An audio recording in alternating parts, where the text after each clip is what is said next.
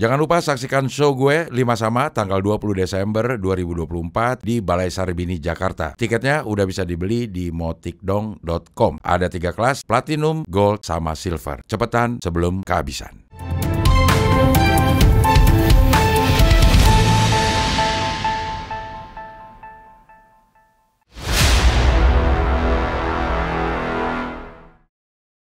Udah ini? Udah. Halo, salam sehat semuanya, semoga tetap semangat. Jumpa lagi dengan saya, Hersu Beno Abdel dan Bung Rizky Gerung. Halo Bung Rizky.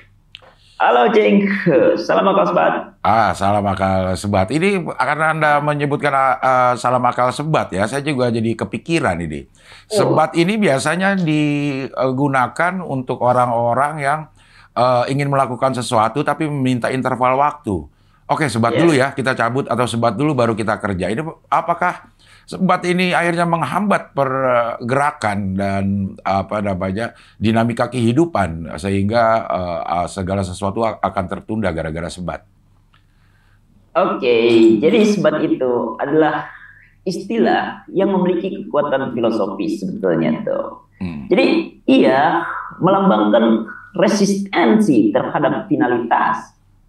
Kan tadi dibilang sama Cing Abdel bahwa saat seseorang bilang sebat dulu sebelum dari pulang ya dari tongkrongan atau dari kumpulan pos ronda dan segala macam, itu sebenarnya bentuk perlawanan terhadap akhir dari sebuah pertemuan tuh.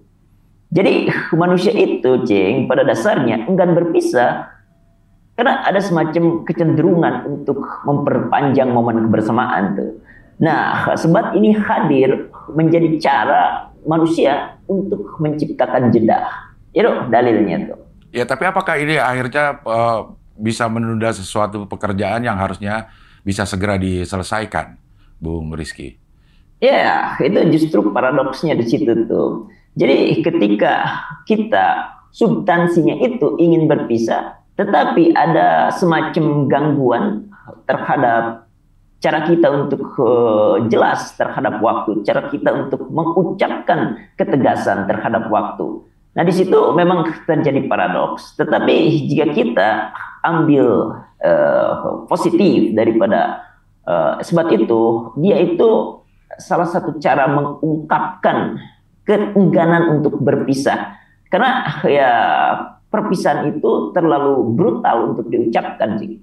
Iya, tapi apakah itu menandakan bahwa kebersamaannya itu mengasyikkan sehingga sebat dulu sehingga mungkin bisa lebih lama lagi mengalami kebersamaan itu?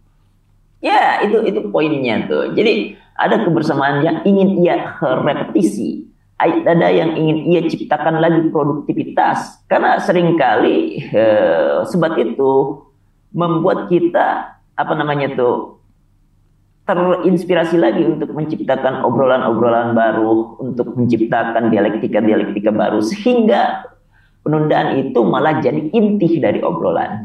Kan di situ dasarnya. Malah kadang-kadang memang sebat ini kemudian akhirnya berlanjut menjadi 2 bat, 3 bat gitu. Hanya sebagai pemantik aja bahwa kita tetap bisa berlama-lama terhadap kebersamaan itu.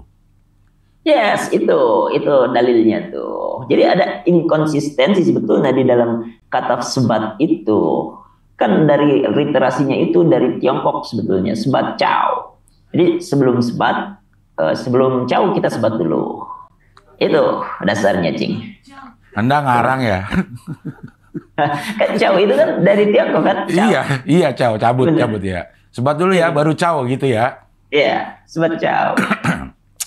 Iya, Anda juga tadi menyinggung tentang produktivitas. Ini kita kembali ke inti dari pembicaraan kita di hari ini.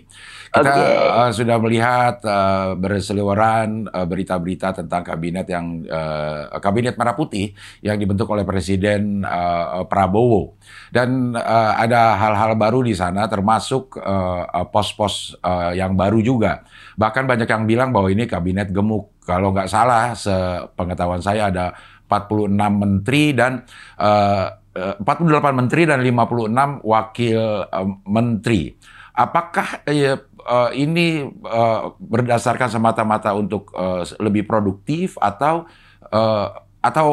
apa alasan dibalik dibuatnya sedemikian banyaknya pos menteri? Jadi ini adalah salah satu langkah ambisius dari Presiden Prabowo yang terbaru tuh. Dengan pembentukan kabinet yang tadi dikatakan gemuk. Kan ini sebetulnya yang terbanyak daripada sejarah kepresidenan di Indonesia kan. Tetapi pertanyaannya adalah, apakah ini tujuannya bijak untuk kesejahteraan rakyat memilih menteri dan juga wakil-wakilnya tuh ada 3 wakil kan kalau dikalkulasikan tuh dari satu menteri itu ada 3 wakil. Apakah ini sebuah langkah bijak di tengah situasi hari-hari ini atau justru sebuah ancaman bagi keuangan negara tuh? Kan setiap tambahan posisi kabinet itu berarti ada tambahan gaji juga, ada tambahan tunjangan yang pada akhirnya akan memeras anggaran negara tuh. Ini seolah-olah jadi masyarakat itu sedang memperkaya pendukung presiden dan kabinetnya itu. Sementara rakyat tetap bertanya-tanya kapan kebijakan akan berdampak langsung pada kehidupan. Kan begitu kira-kira rakyat itu mikirnya. Iya, tapi kalau misalnya kita melihat pernyataan dari Presiden Prabowo bahwa memang negara ini terlalu luas untuk dipimpin atau untuk dikelola oleh satu orang doang gitu. Jadi perlu banyak pihak yang juga mengelola yang memang tujuannya akhirnya untuk untuk bangsa dan negara ini, untuk rakyat Indonesia. Mungkin begitu banyak urusan yang harus diurus oleh satu orang menteri akan lebih efektif mungkin dalam perspektif Pak Prabowo kalau tanggung jawab itu bisa dibagi sehingga bisa berkonsentrasi pada satu hal yang spesifik. Ini saya akan jawab secara filosofis tuh. Kalau secara filosofis kehadiran wakil menteri yang melimpah ini itu mengindikasikan kurangnya kepercayaan terhadap kapasitas menteri yang ditunjuk. Itu dasarnya tuh kalau secara filosofis. Kan menteri itu harusnya mampu membawa beban tanggung jawab tanpa harus dibantu oleh wakil-wakil yang tadi diucapkan tuh. Jadi ini bukan soal yang tadi Cing ucapkan, tetapi juga ini soal integritas dan komitmen terhadap ketugasan dari seorang menteri itu tuh. Kalau banyak berarti secara filosofis ia nggak bisa untuk mengerjakan hal itu. Jadi perlu dibantu. Itu secara filosofisnya. Iya. Kalau kita lihat, ya. Dalam arti lain mungkin Bung Rizky mengatakan bahwa ada beberapa menteri yang dianggap tidak sanggup untuk memikul beban seberat itu dalam sebuah kementerian. Iya betul sekali. Kalau secara filosofis jawabannya tuh. Jadi kalau secara filosofis meminta wakil artinya apalagi lebih dari 2 itu artinya nggak becus. Itu aja singkatnya. Iya. Dampak dari kabinet gemuk ini atau mungkin dampak yang paling pasti adalah bentuknya pos-pos menteri yang baru adalah kita melihat atau mendengar berita bahwa ada seorang menteri koordinator yang belum mempunyai kantor. Kalau nggak salah Bung AHY kalau nggak salah ya, dia masih belum tahu di mana kantornya gitu. Apakah Pak Presiden Prabowo juga udah ikut dalam tren dunia kerja sekarang bahwa bisa work from everywhere atau work from anywhere? Iya. Jadi belum ada kantornya. Bisa jadi itu yang Cing ucapkan itu bisa jadi kerja di mana saja tuh, pakai laptop ya. Jadi ya sambil jadi menteri sambil apa namanya tuh kalau itu sambil gogoleran, sambil tiduran, sambil scroll media sosial tuh. Kan enak banget kalau gitu, Cing. Gogoleran itu secara filosofis apa sih artinya gogoleran? Gogoleran itu apa ya? Aduh, rebahan. Yes, rebahan. Iya. Jadi mohon dimaklumi juga bahwa memang ada diksi-diksi yang dipakai oleh Bung Rizky ini yang masih berbau-bau Cikampek karena memang asli Cikampek. Saya juga mendengar ada beberapa filosofi dari nama Cikampek itu. Bisa diceritakan sedikit, Bung Rizky? Oke, jadi Cikampek itu pada genealogi bangsa Cikampek itu sebetulnya mengusir kolonialisme, mengusir imperialisme tuh. Karena mereka mengutip kata-kata comeback. Ya, let's go comeback. Orang Inggris itu karena ketakutan imperialisme kedua, dia takut tuh untuk pada orang-orang Cikampek. Ini nggak akan kita bisa kuasai. Jadi, yuk comeback. Dan pada waktu itu masyarakat di situ, oh comeback, comeback, oh Cikampek, itu Comeback, Cikampek. Wah, itu Cikampek, secara gitu. filosofis. Iya, Iya. tahu itu ngibul juga sih. Iya, iya. Ada beberapa memang isu-isu yang menarik yang apa namanya yang mengikuti dari terbentuknya kabinet Merah Putih dari Pak Prabowo ini. Salah satunya adalah diangkatnya Mayor Teddy menjadi sekretaris kabinet. Yang kita tahu di masa lalu itu sekretaris kabinet kalau nggak salah itu masih setingkat menteri. Sehingga aturannya menteri memang tidak boleh rangkap jabatan, sehingga kalau memang masih ada dinas di militer aktif harus dipensiunkan, salah satunya memilih militer atau memilih berkarir di apa namanya birokrasi kalau setingkat menteri. Tetapi aturannya sekarang baru bahwa sekretaris kabinet itu ada di bawah Kementerian Sekretaris Negara, sehingga Mayor Teddy tidak perlu mengundurkan diri dari militer. Ini gimana menurut Bung Rizky? Dan aturan ini kalau nggak salah memang sudah disahkan sebelum Pak Prabowo menjadi presiden. Oke. Oh, jadi itu ya. Aduh, saya baru tahu juga tuh. Hah? Tapi ini kirain Pak Prabowo yang ngesain. Enggak. Kalau nggak salah 18 saya googling dulu ya. Saya ingat saya bahwa keputusan itu ditandatangani oleh Pak Jokowi pada tanggal 17 Oktober kalau nggak salah ya. Udah bener ya? Jangan salah loh, ini kredibilitas Rizky Gerung nih.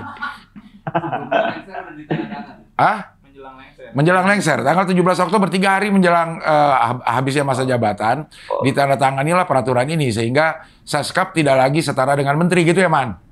Ya. Tapi ya, yang pasti sudah ditandatangani. Gimana tuh menurut Bung Rizky? Tetapi terlepas dari itu, kan tetap ada tuh obrolan-obrolan di balik layar, deal-deal yang kita baca di situ tuh. Dan ini adalah apa namanya tuh sinyal kuat bahwa kekuasaan itu makin tersentralisasi.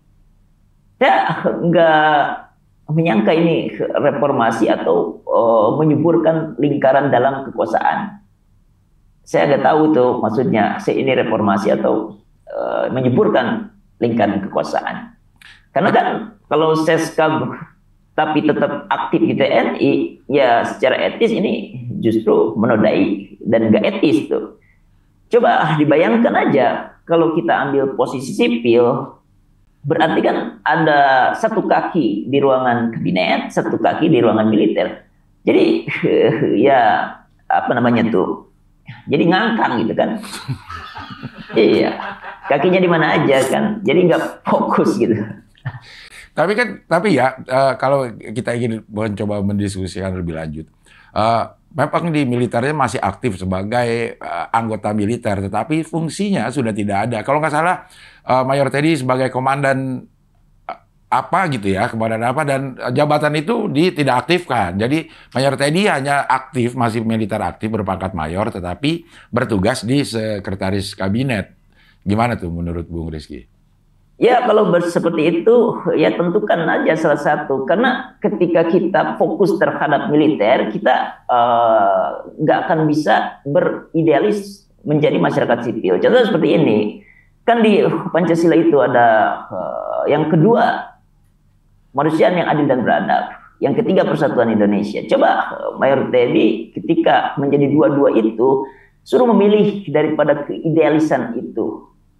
Misalkan di masyarakat Papua kita ujinya tuh, ya milih persatuan Indonesia atau kemanusiaan yang adil dan beradab, kemanusiaan yang adil dan beradab.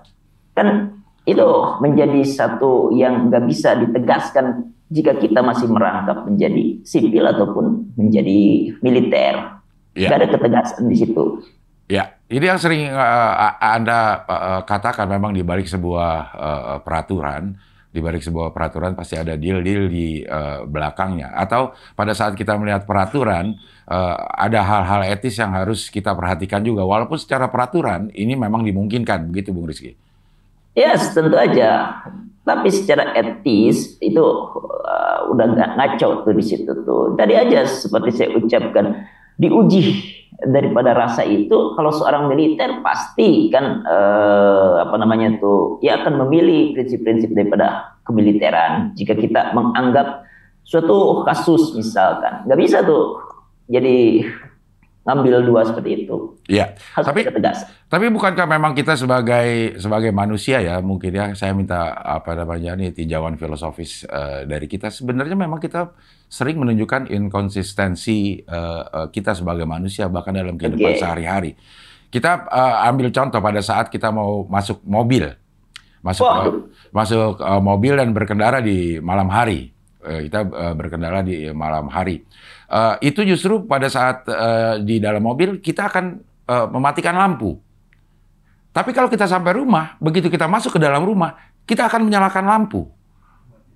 Oke. Apa perbedaan itu pada saat yang sama di dalam mobil kita perlu suasana yang membuat kita jauh dari kantuk. Suasana remang-remang membuat kita jadi kantuk. Justru begitu sampai rumah kita menyalakan lampu. Ada inkonsistensi kita sebagai manusia itu gimana, Bung Rizky? Oke, kita terangkan secara filosofis pelan-pelan tuh. Yeah. Oke, manusia itu seringkali terjebak dalam paradoks antara kebutuhan untuk terlihat atau kebutuhan untuk merasa nyaman. Itu aja pilihannya tuh. Kan tadi diterangkan bahwa di dalam mobil itu kita cenderung lebih mengutamakan fokus pada keselamatan, fokus pada kenyamanan. Tetapi kita juga seringkali merasa bahwa lampu yang menyala di dalam mobil itu membuat kita lebih terlihat kan, makanya kita matiin tuh. Justru itu bisa mengalihkan perhatian kalau misalkan lampu di dalam mobil itu dinyalakan.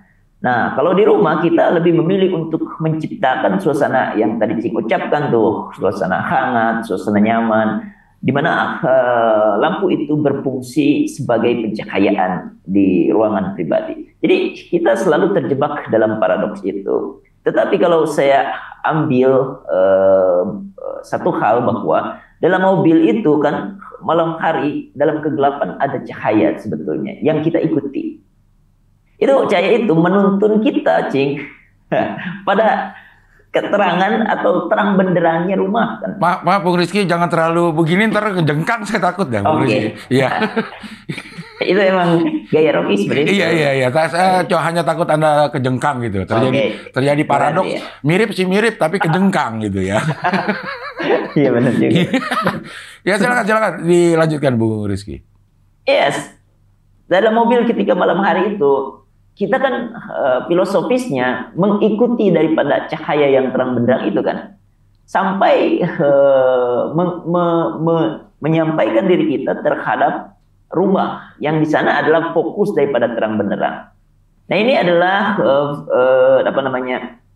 perumpamaannya dalam menjalani kehidupan tuh. Kita seringkali ditemani oleh gelap untuk menuju cahaya yang terang benderang. Itu, Cing. Poinnya, Cing. Oke, ini berhubungan dengan cahaya, jadi saya agak keingat juga pada saat kita melihat gambar kita dalam suasana melihat gambar kita sendiri dalam suasana terang, kita tidak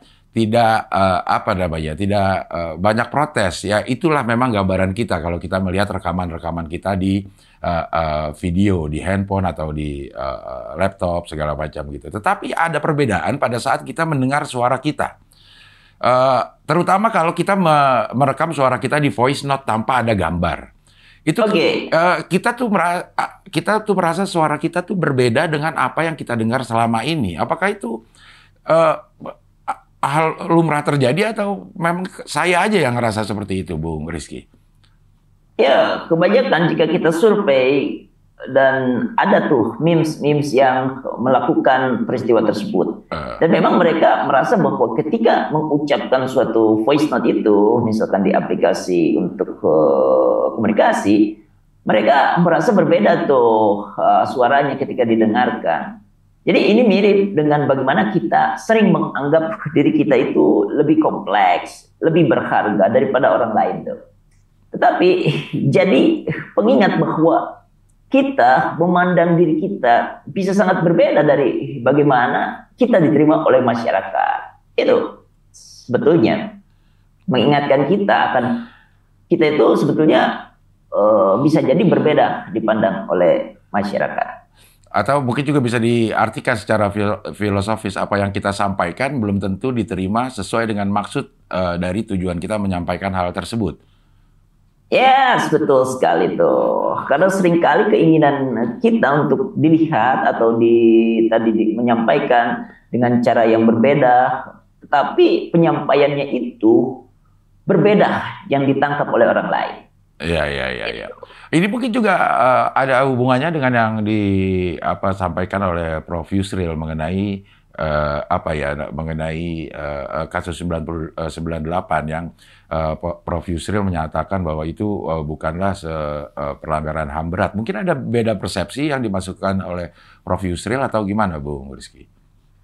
Oke, sebagai pejabat publik tentu harus bisa untuk mengucapkan itu seminimal mungkin sesuai dengan apa yang ia inginkan, apa yang ia ingin ungkapkan tuh.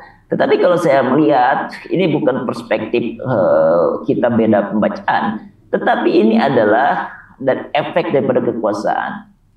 Itu efeknya itu memang sangat bisa membuat dungu sebetulnya tuh, Cing.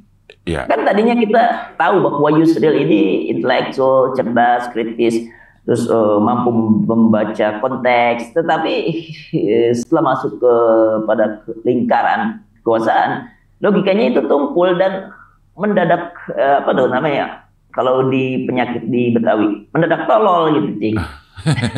Iya. Bayangkan aja tragedi 98 disebutnya bukan pelanggaran HAM berat tuh. Yeah. Saya jadi bingung. Dia itu kenapa gitu kan? Bagaimana peristiwa sebesar itu dengan korban jiwa, adanya pemerkosaan, penjarahan, banyak kekerasan di mana-mana. Kerusuhan, ya. Kericuhan terhadap etnis tertentu bisa dikategorikan ringan. Mana otaknya tuh? Ini mungkin bisa ada juga satu hal yang terjadi yang cukup menarik dan menyita perhatian ini Menteri Transmigrasi atau Desa Tertinggal kalau nggak salah mengundang para kepala desa untuk ikut di acara haul ibunya memakai kop kementerian dan sudah mengaku salah dan berjanji tidak akan mengulangi. Gimana kalau menurut Bung Rizky? Itu berita kapan tuh? Berita baru, lu belum dengar ya? Belum dengar. Oke lah. Ada satu permasalahan memakai di hari kedua kalau nggak salah di hari kedua ada berita yang kita bisa lihat ada seorang menteri menggunakan kop kementerian mengundang mengundang para kepala desa untuk hadir di haul ibudanya dan memperingati hari santri kalau nggak salah dan menterinya pun sudah mengaku salah dan tidak akan mengulangi katanya. Yes, ini ya tentu adalah sebuah kejutan lagi di dalam sebuah lingkaran kekuasaan tuh. Ya. Jadi ya mengamankan atau mengendalikan kekuasaannya untuk kepentingan pribadi. Dan sebetulnya ini adalah fenomena yang sering kita temukan di dalam kekuasaan Indonesia tuh. Yeah. Jadi di dalam demokrasi itu kan harusnya rakyat yang menjadi kekuasaan utamanya tuh. Tetapi seringkali demokrasi di kita malah jadi pejabat publik yang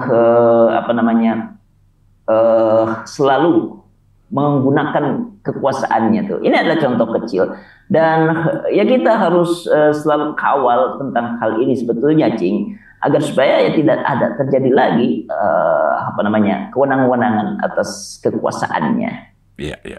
Oke, baik. Terima kasih Bung Rizky. Salam akal sebat dan kita 0% kan. Oke, salam akal sebat.